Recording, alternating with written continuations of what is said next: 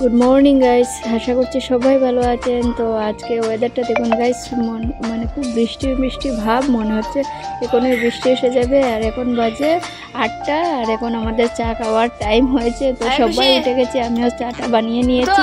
আর প্রথমে এই ছোটো মেয়েটার জন্য দুধ বানিয়েছি। হাই বলছো, যাও দুধ খেয়ে নাও। হ্যাঁ খাবে না? দিদি কোথায়? দিদি কোথায়? খেয়ে নাও খেয়ে নাও খেয়ে নাও।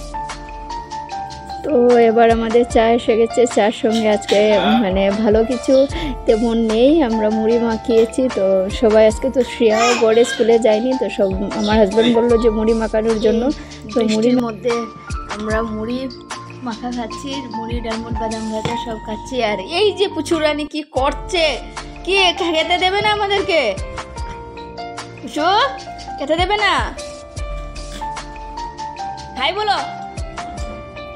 পাপা মাপবে, পাপা মাপবে তোমাকে। সেটা তো ব্যথা পাচ্ছে হাতে ব্যথা পাচ্ছে।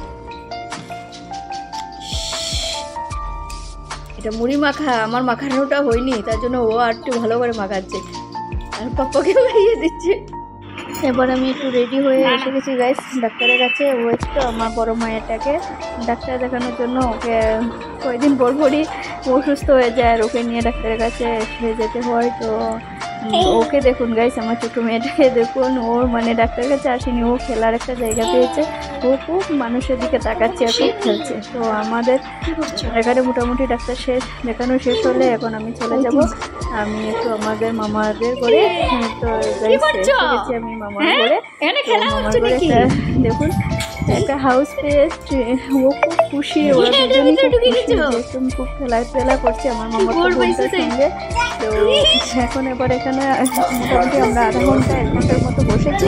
তো এখান থেকে এবার আমরা চলে যাবো। তো গাইস মোটামুটি সন্ধ্যা হয়ে গেছে, তো আমরা এখন চলে যাচ্ছি, ঘরে চলে আসলাম। তো আজকের জন্য গাইস ভিডিওটা আমি এখানেই শেষ করছি, দেখা হবে নেক্সট ভিডিওতে।